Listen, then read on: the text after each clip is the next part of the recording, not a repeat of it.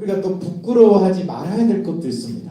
오늘 본문 말씀처럼 부끄러워하지 말아야 될 것. 뭐가 있을까요?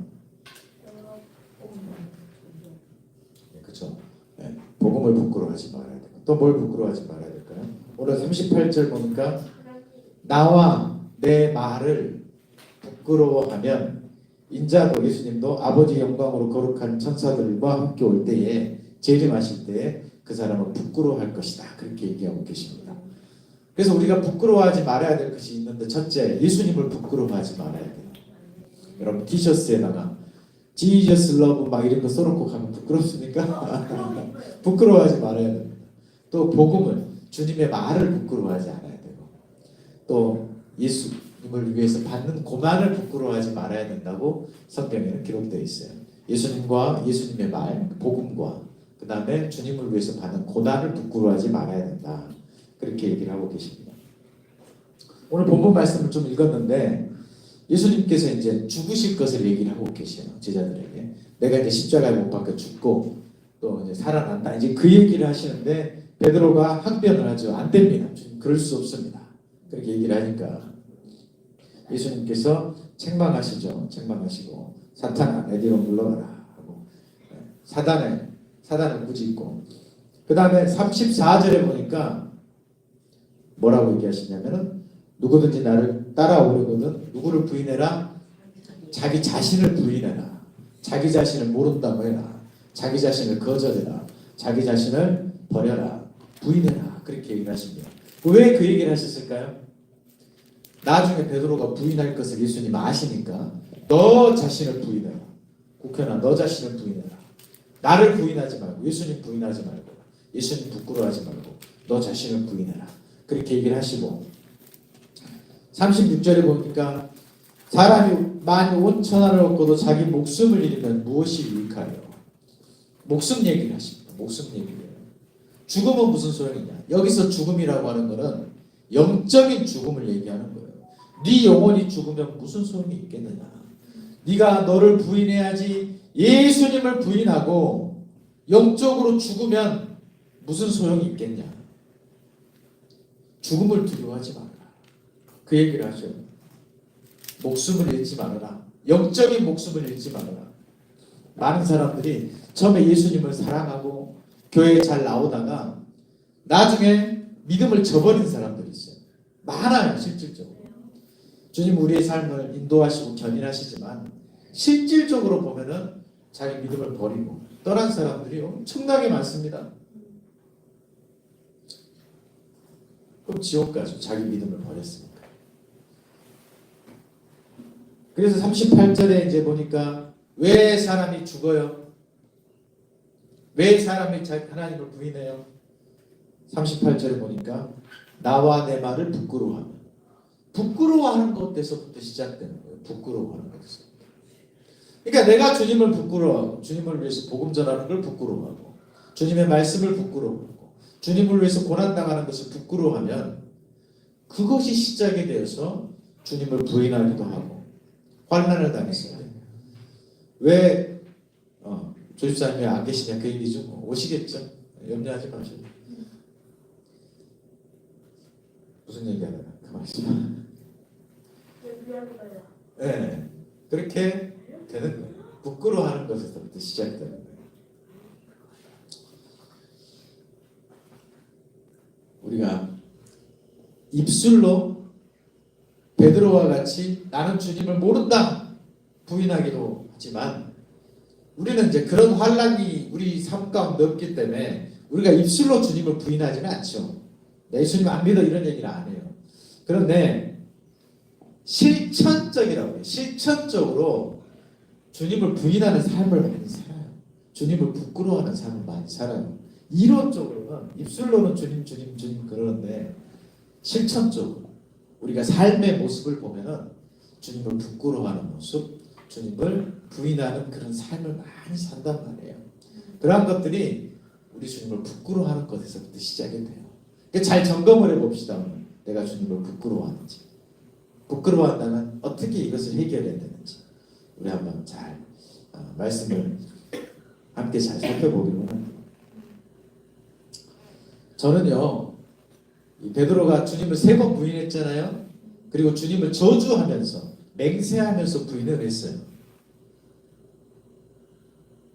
그 지옥 갈 범죄죠. 믿음이 떨어질 범죄죠. 근데 저는 이 베드로가 참 한심했어요. 근데 저는 어제 설교 준비하면서 내가 베드로랑 똑같구나. 난 그거를 깨달았어요. 내가 주님을 저주하면서 부인하는 베드로와 똑같다. 저는 이제 어제 설교 준비하면서 제가 고등학교 때 또 꿈이 생각이 났어요. 고등학교 1학년 때인가 2학년 때인가 꿈을 꿨는데 지금도 너무 생생해요. 우리 주님이 저에게 주신 꿈이에요. 이제 제가 자세한 얘기는 뭐 시간 관계상 못하지만은 이건 정말 주님이 주신 꿈이에요. 여러 가지 사이드로 보여주셨어요. 이 꿈 내용이 뭐냐면은 제가 주님과 이 거리를 걸으면서 너무나 주님을 사랑하고 주님이 저를 너무나 사랑하고 아가서의 말씀처럼 너무나 깊은 사랑에 빠져 있었어요. 막 꿈속에서 너무 황홀할 정도로 주님을 깊이 사랑하고 친밀했어요. 제가 그 당시 때는 전에도 한번 말씀드렸지만 늘 산기도를 막 다니고 열심히 복음을 전하고 기도 생활도 오래 하고 아주 그 영성이 있었어요. 주님과 아주 친밀했어요. 그런 모습이죠. 그런데 사람들이 갑자기 나타나서 검과 몽치를 가지고 몽둥이를 가지고 막 저를 때려서 제가 꿈속에서 기절을 했어요. 그리고 이제 꿈속에서 정신을 차려보니까 제가 침대에 눕혀져 있고 몸에 붕대를 바르고 약이 발라져 있는 거예요. 그리고 그 제 옆에는 예수님께서 앉아 계셨는데 긴 옷을 입고 앉아 계셨는데 예수님도 몸에 붕대를 감으시고 저와 똑같이 상처를 입으시고 저를 치료해 주시고 계셨어요. 근데 주님이 저한테 이렇게 얘기를 하셨어요. 죽지만 말아라. 죽지만 말아라. 그리고 제가 꿈을 이제 깨고 일어났는데 저는 지금 제가 이제 50살이 될 때까지도 이 죽지만 말아라는 말이 해석이 안 되는 거예요. 도대체 왜 죽지만 말라고 했지? 이게 도저히 이게 뭐 짐작을 하지만 해석이 안 됐어요. 어저께 제가 설교 준비하면서 기도했어요. 하나님, 제가 35년 동안 제가 이 꿈의 내용을 해석을 못 하겠는데 하나님 좀 해석이 되게 해주십시오. 기도를 했는데 35년 만에 해석이 됐어요. 해석이 됐어요. 그래서 오늘 본문 말씀이 그 말씀이에요. 오늘 본문 말씀이 누구든지 자기 목숨을 구원하고자 하면 잃을 것이요 하면서 37절에 사람이 무엇을 주고 자기 목숨과 바꾸겠느냐고 목숨 얘기를 하셔요. 죽지만 말아라 했는데 목숨 얘기를 여기서도 하셔요. 그래서 여러분 우리는 우리의 신앙이 참 좋은 신앙이라고 생각하는데 베드로처럼 간당한 신앙일 수도 있어요. 베드로는 정말 죽기 일보 직전이었어요. 영적으로 말이에요. 영적으로. 예수님은 3번 부인했잖아요. 그럼 믿음이 떨어지잖아요. 그러면 죽는 거예요. 나 같은 놈이 어떻게 예수님 믿어? 예수님 안 계시네. 그렇게 떠나가는 사람들처럼 정말 목숨이 간당하고 있는 거예요. 근데 제가 35년 동안 그렇게 살았더라고요. 저는 제가 신앙생활 잘하는 줄 알았어요. 근데 예수님 보실 때는 그게 아니었어요. 간당하는 거예요. 믿음이 떨어져서 믿음이 파서는 사람처럼 간당했어요. 나는 내가 신앙생활 잘한다고 했지만 주님 보실 때는 간당해서 죽지만 말아라. 그렇게 얘기를 하신 거예요. 누가복음 22장 31절에 보니까 시몬아 보라 사탄이 밀가부르듯 하려고 너희를 청구하였으나 그러나 내가 너를 위하여 내 믿음이 떨어지지 않기를 기도하였노니 너는 돌이킨 후에 내 형제를 굳게 하라 라고 얘기하고 계셔요. 시몬아 밀가부르듯이 사탄이 너를 청구했다. 밀가부르는 게 어떤 거냐면 여러분 우리 곡식을 탈곡할 때 어떻게 탈곡해요? 옛날에 도입기로 막 때렸잖아요. 그죠 주권사님? 도립깨질 하잖아요. 그렇죠? 네. 그러면 곡식이 아파요 안 아파요? 여러분이 곡식이라고 하면 엄청나게 아프니까 막 사정없이 두들겨 패잖아요. 사정없이. 그러니까 사탄이 그렇게 우리를 밀가부르듯이 환난을 주고 고통을 주고 어려움을 준다고요. 시험을 준다고요. 시험을. 정신이 하나도 없어요. 정신이. 그 다음 나중에 기지를 하는데 막 하늘로 막 들었다 놨다 들었다 놨다. 인생 우리 살아오면서 보세요. 정말 하나님이 안 계신 것처럼 그렇게 느껴질 때가 있다고요. 기도해도 응답이 없고 하나님 어떻게 나를 이렇게 내버려 두십니까? 막 그런 생각이 들 때가 있다고요. 막 아픈데 주여 고쳐주셔서 근데 하나님 안 고쳐주시는 것 같고 왜 하나님 어떻게 이런 환난 가운데서 나를 내버려 두셨습니까? 라고 생각할 때가 있다고요. 밀가루 듯이 막 사탄이 어마어마하게 치는데 그래서 예수님이 시몬에게 1시간만이라도 나와 함께 기도하자 그랬죠. 근데 기도 안 하니까 그런 일이 있는 거예요. 근데 우리는 하나님 탓을 하잖아. 어떻게 나를 그렇게 내버려 두십니까? 1시간도 기도 안 해요. 거의 죽게 된 사람들 많아요. 제가 그렇게 살았어요. 거의 죽게 돼갖고 살았어요. 간당간당해서. 그냥 형식적으로 그냥 신앙생활 하는 거예요. 주님에 대한 뜨거움도 없고 주님 부끄러우면서 사는 거 부끄러워하면서 어디 가서 전도도 못하고 깨어서 기도하지도 못하고 예수님 볼 때는 거의 죽게 된 거예요. 그러니까 죽지만 마라 그랬지. 근데 누구 때문에 안 죽었어요? 예수님 때문에.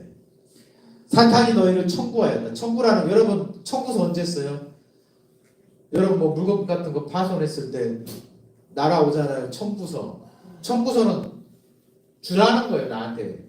소유권을 넘기라는 거예요. 사탄이 베드로의 소유권을 나한테 주십시오. 청구했다라는 거예요.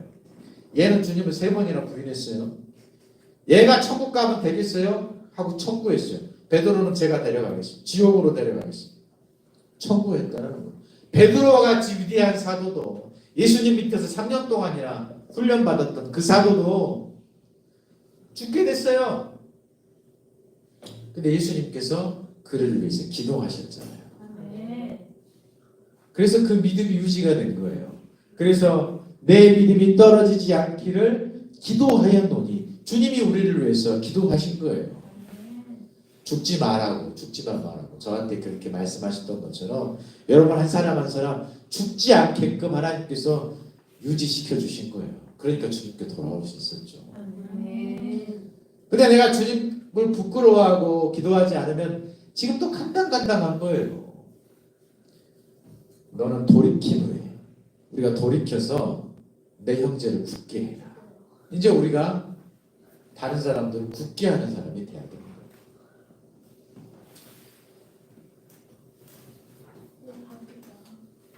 저는 이제 그 꿈을 꾸고 나서 엄청나게 시련이 왔어요. 개인적인 신앙의 침체가 왔고 저번에도 말씀드렸다시피 뭐 아버지가 이제 돌아가시고 그다음에 교회가 이제 부도가 나고 넘어가고 우리 어머니 중풍으로 2번 쓰러지시고 우리 여동생은 빚쟁이들한테 납치당하고 저를 그렇게 사랑하는 성도들이 빚쟁이가 돼서 학교 앞에서 막 기다리고 어마어마한 시련이었어요. 저도 또 몸이 아프고 폐렴이 들어가지고 2달 동안 병원에 입원을 하고 제가 기도하는 것마다 기도가 응답이 안 되고 어마어마한 환란이 왔어요. 근데 주님이 안 죽게 하시더라고요. 그리고 저를 회복시켜 주시고 처음 사람을 회복시켜 주시더라고요. 그게 최근 일이에요. 최근. 근데 제가 생각을 해보니까 제가 아직도 부족해요. 우리가 아직도 부족해요. 제가 때때로 주님을 부끄러워할 때가 너무 많아요.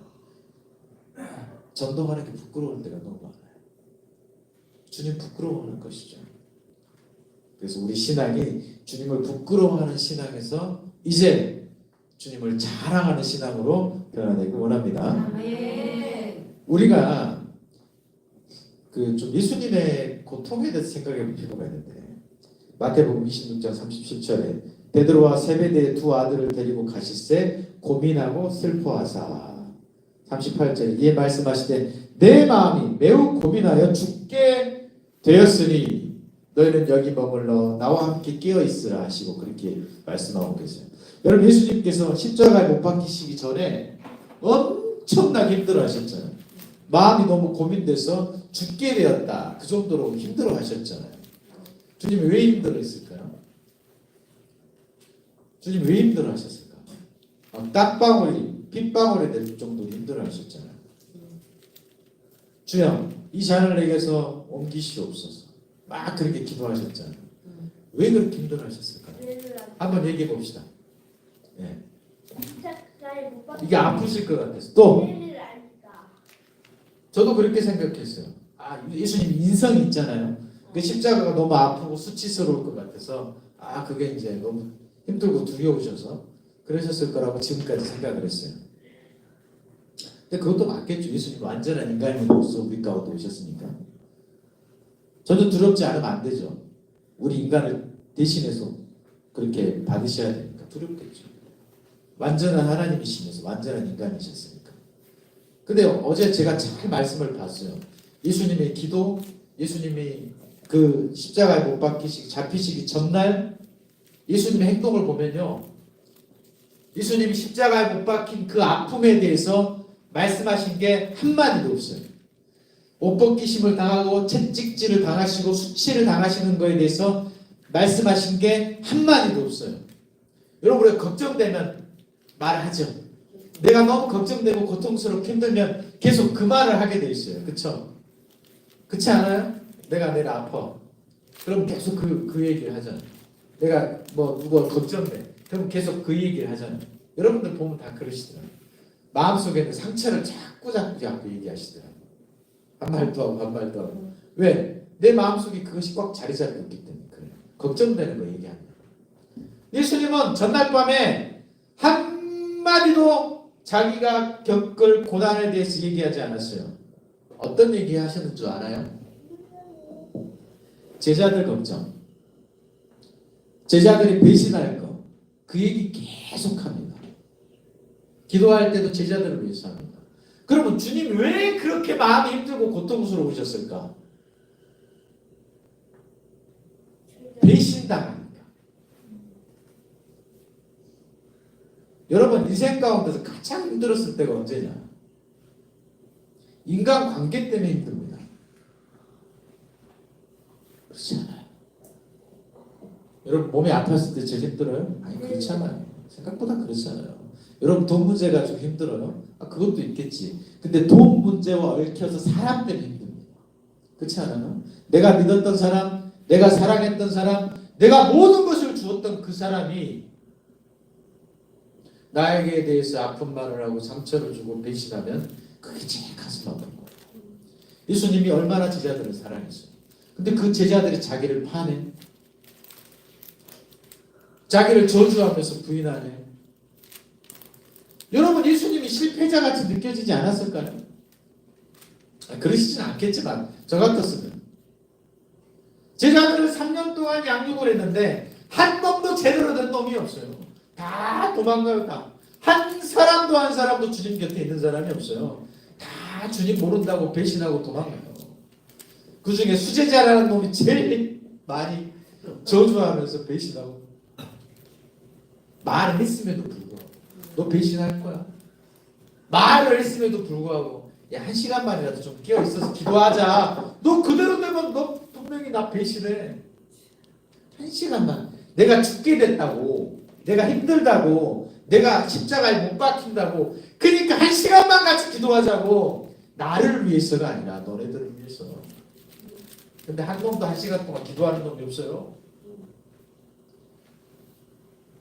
자,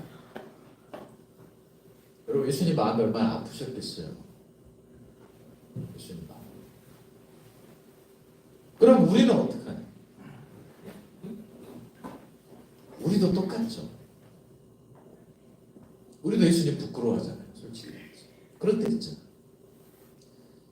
나 한 사람 위해서 예수님이 목숨 바쳐서 살려놨더니 나는 예수님 부끄러워. 내가 크리스찬이야. 내가 하나님 믿는 사람이라고 전하지 못하고 밝히지 못하고. 여러분 맨날 그런 얘기 들었어요. 엄마가 남편을 여의고 자식을 키우려고 시장에 나가서 장사하는 거예요. 좌판에 앉아서. 그래서 사춘기가 된 애가 학교에서 집에 가는 길에 친구들이랑 가는데 엄마가 남루한 옷을 입고 시장에서 앉아가지고 채소 파니까 부끄러워가지고 엄마가 부르는데도 모른 척하고 우리 엄마 아니야 하고 그렇게 갔다는 얘기 제가 들었어요. 그런 거 아니에요? 우리가? 근데 제가 그런 것 같아요. 예수님 부끄러워할 때 제가 너무 많아요. 정직할 때 부끄러워할 때 너무 많아요. 그래서 전도하려고 하면 부끄러워요. 예수님이. 복음이 부끄러워요. 주님을 위해서 고난당하는 거 부끄러울 때가 너무 많아요. 많아요. 솔직히 말해요. 너무 많아요. 그거 이기고 어쩌다 한 번씩 전도하지만 대부분은 부끄러워요. 제가.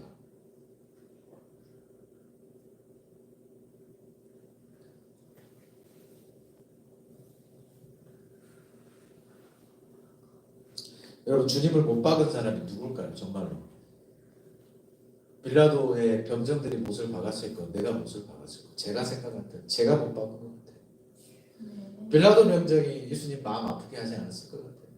제가 주님 부끄러워하는 그런 삶을 사는 제가 주님 마음 아프게 했을 것 같아요. 저 때문에 십자가 지신 거고, 저 때문에 못을 박으신 거고, 지금도 저 때문에 걱정시켜 드리는 것 같아요.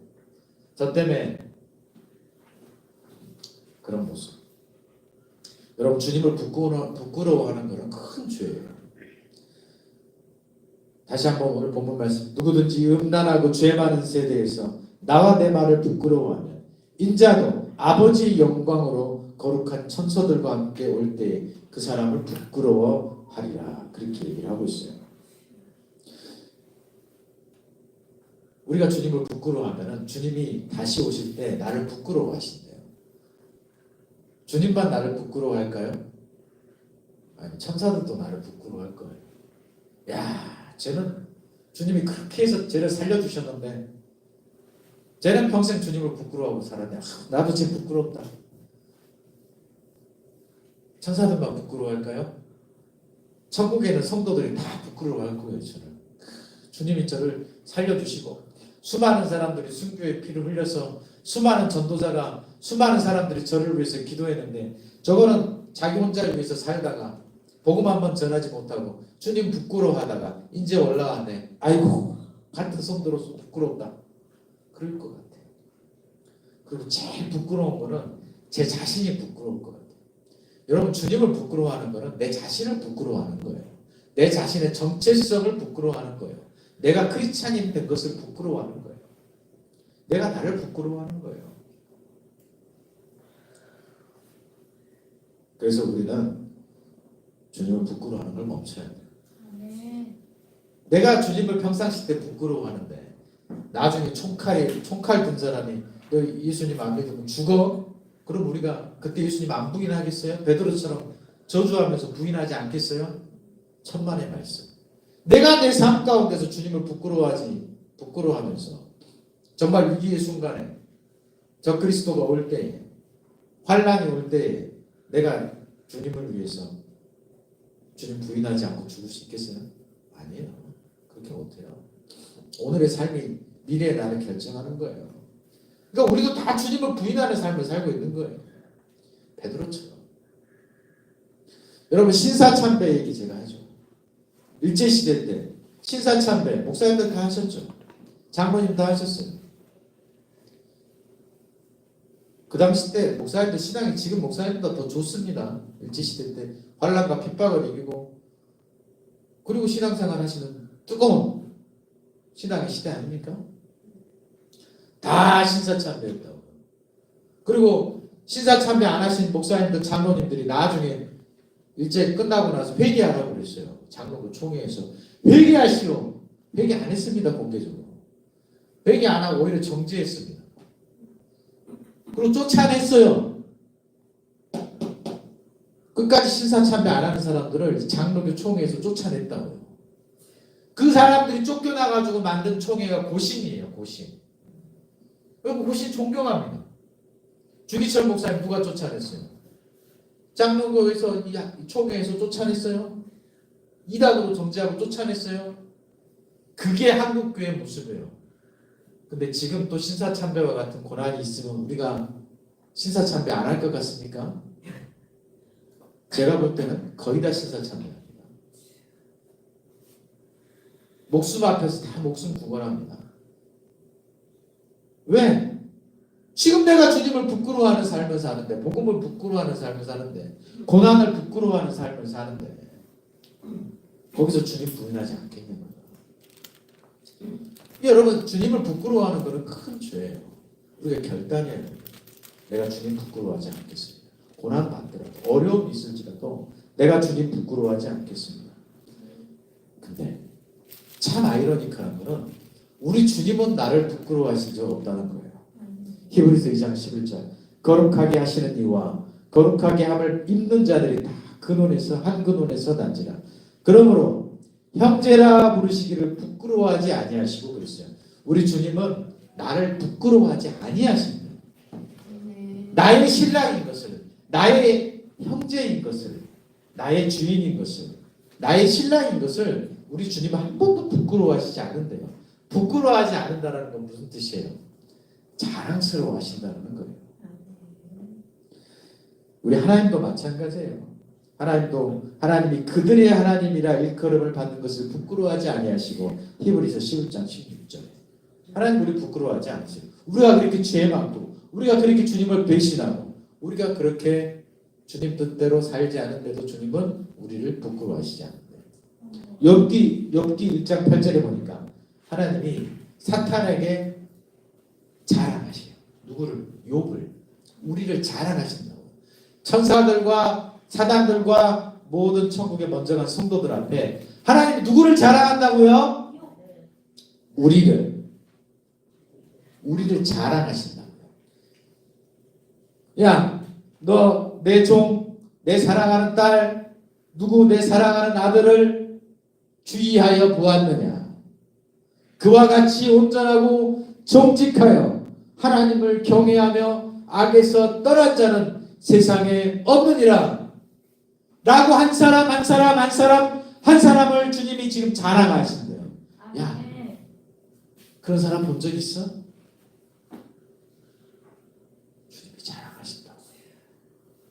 우리는 주님을 부끄러워하는데 주님은 지금 우리를 자랑스러워 하셔. 얼마나 아이러니컬한 일이에요.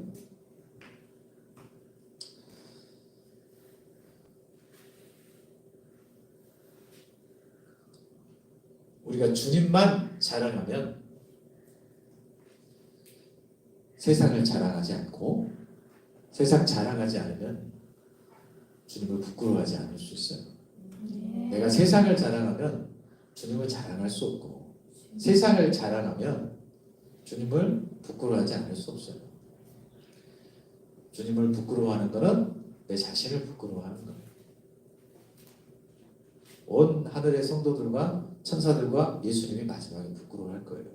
그러니까 때때로 우리가 부끄러워할 때가 있잖아요.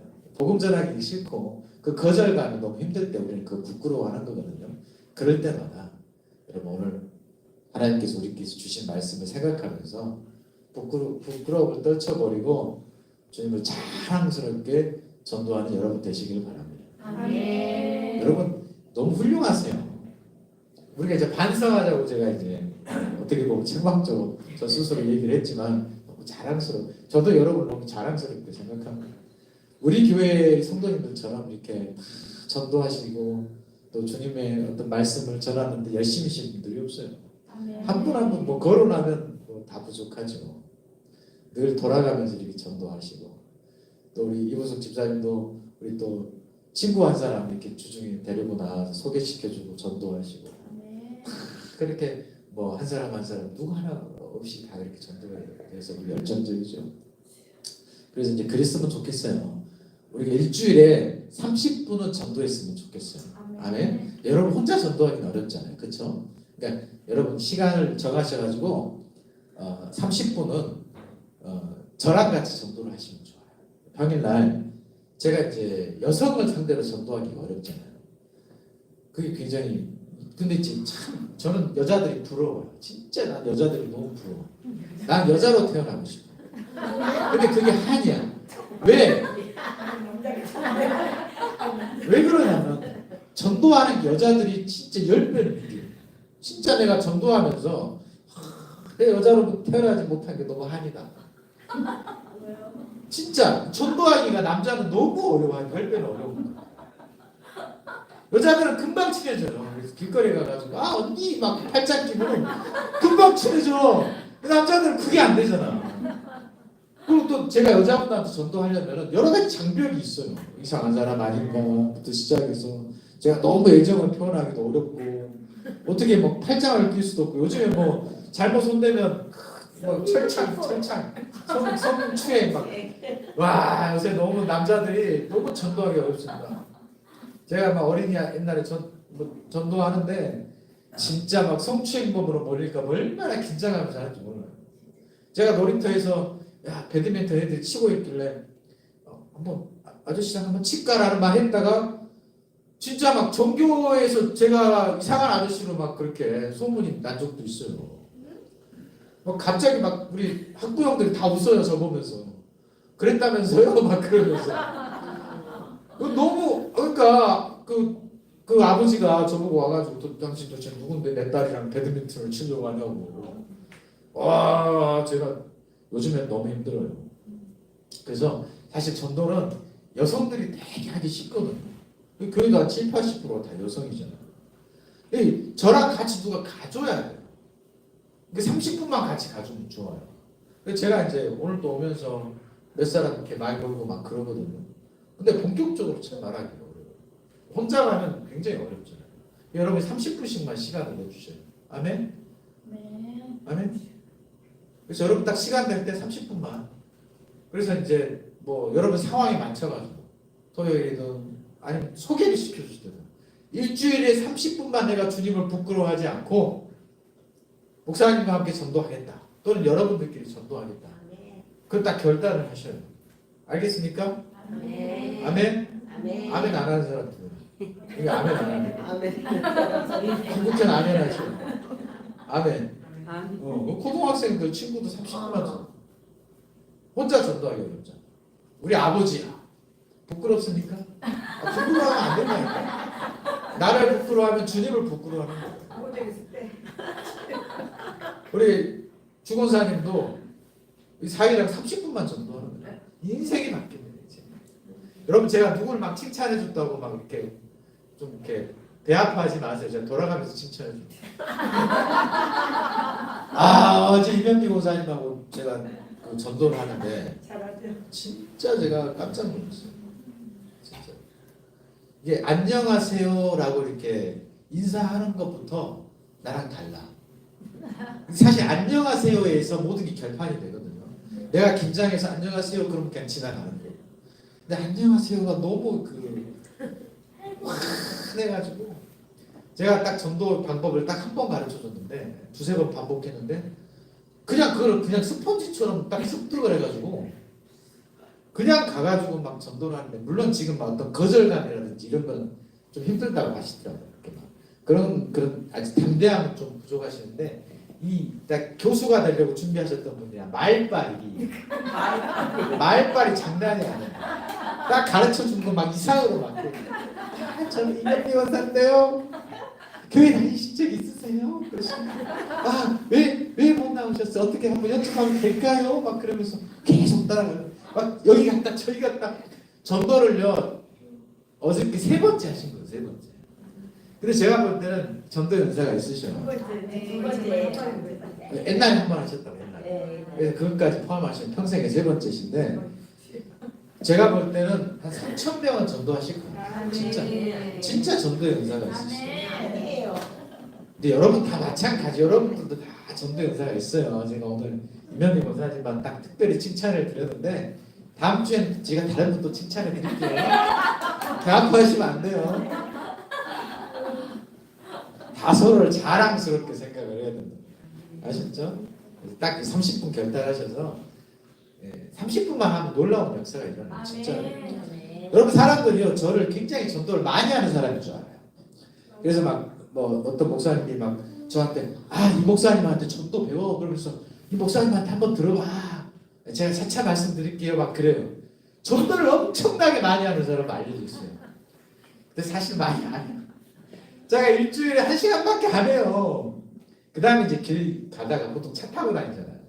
길 가다가 동네 사람 만나면 인사하고 막 그 정도고 차 타고 가다가 전도 대상자 만나면 내려가지고 안녕하세요 막 그 정도 하는 거지. 그거 다 해봤자 일주일에 1시간 반도 못해요. 제가 솔직하게 진짜 한심하죠. 제가 그렇게 한심한 사람이에요. 한심한 일주일에 1시간 반밖에 저도 못해요. 요즘에 특히 요즘 막 논문 쓰고 막 강도사고 시험 친다고 제가 이렇게 한심해요. 근데 1시간 반만 전도해도요 숫자는 계속해서 늘어요. 근데 여러분이 진짜 저랑 30분씩 전도해봐요. 뭐 교회 100명 200명 금방이에요. 진짜로 그래 진짜. 30분씩 전도하십시다. 아시겠죠? 아멘. 재밌어요. 저랑 같이 다니시면. 저도 이제 시간이 많이 늘어나야 되죠. 주님을 부끄러워하는 저의 모습을 버리고 여러분도 버리고 자랑스럽게 전도하는 저 여러분 되시기를 주님의 이름으로 축원합니다. 아멘. 우리 말씀을 생각하면서 기도하십시다.